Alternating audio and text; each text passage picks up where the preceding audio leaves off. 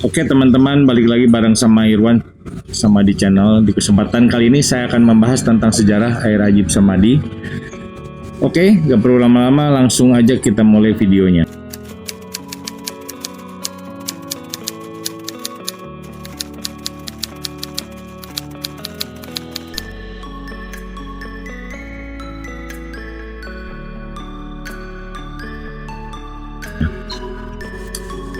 Sejarah tentang air ajaib Samadhi berawal dari satu cita-cita Pak Nata, penemu air ajaib, ingin mempunyai obat untuk penyembuhan orang, bantu orang lain yang orang lain tidak punya.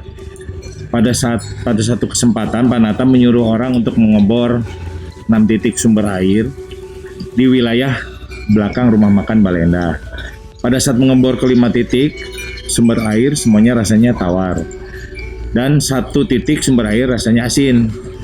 Pada waktu itu, Pak Nata mencari air yang cukup besar, tapi kenyataannya ke 5 titik itu termasuk air asin, cuma mata air volumenya kecil. Cuma ada satu keunikan, air asin tersebut naik 2-3 meter di atas permukaan tanah. Yang lainnya di bawah tanah. Tapi setelah 1 titik tertentu airnya netes ke bawah. Disangkanya air itu air hujan yang mengisi pipa 4 inch tersebut. Ternyata itu adalah mata air atletis yang naik sendiri melalui pipa 4 inch tersebut. Kedalaman mata air tersebut adalah 102 mm di bawah tanah.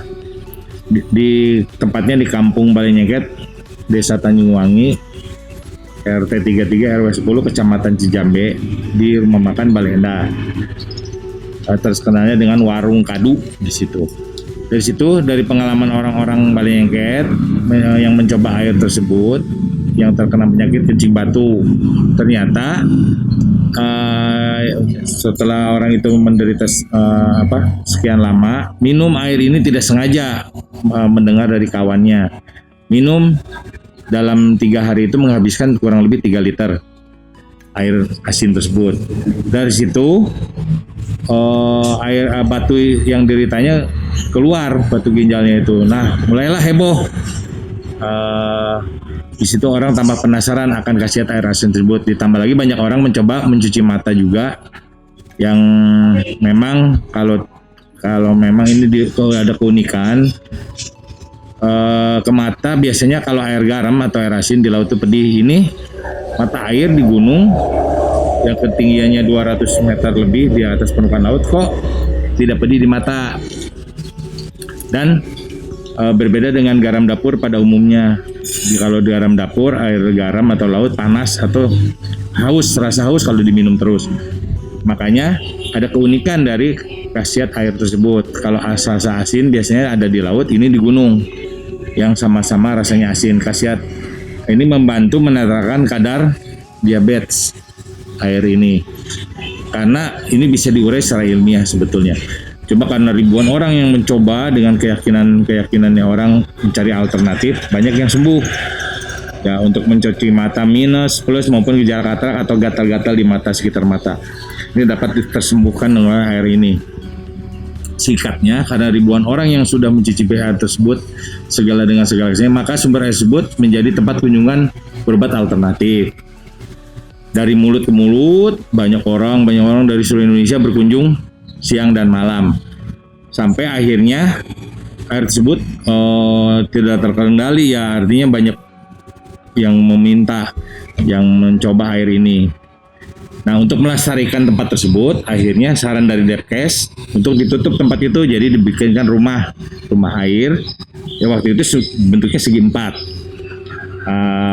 Pada saat bersamaan dirubah pada tahun 999, kalau tidak salah itu dibentuk segi 6, karena sesuai dari makna 6 itu artinya air, 6 itu artinya heksagonal. Heksa itu air yang memang murni dari alam.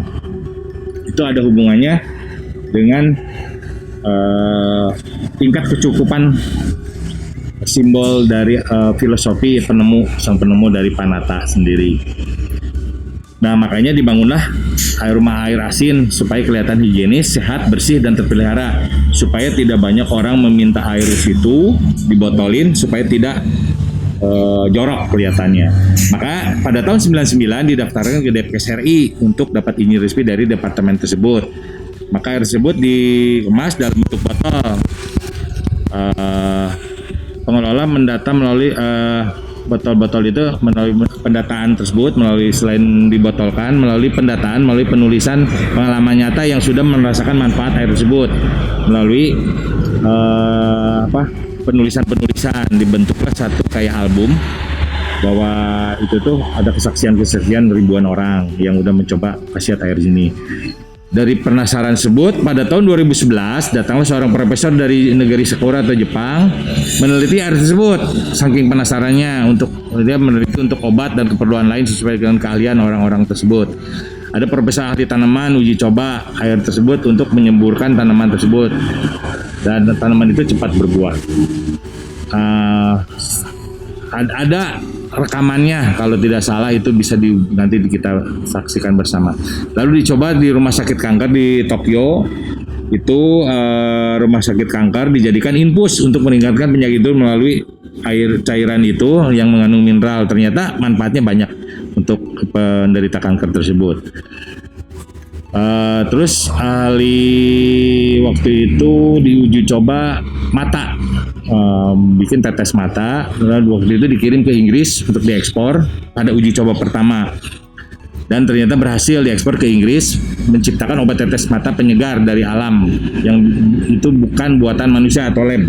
Selain di negara Jepang, air ini pernah diteliti di laboratorium ITB di Bandung dan laboratorium Sucovino di Cikarang, Bekasi. Ternyata air ini mengandung lebih dari 35 mineral bersifat alkalis. Air ini pernah diteliti oleh Dr. Mimin yang dari Universitas Pajajaran, lulusannya nggak salah.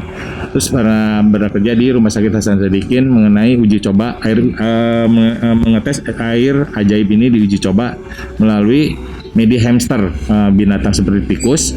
Tersebut setelah diteliti seminggu 2 minggu, ternyata daya tahan tubuh yang hamster tersebut lebih kuat diberikan air tersebut.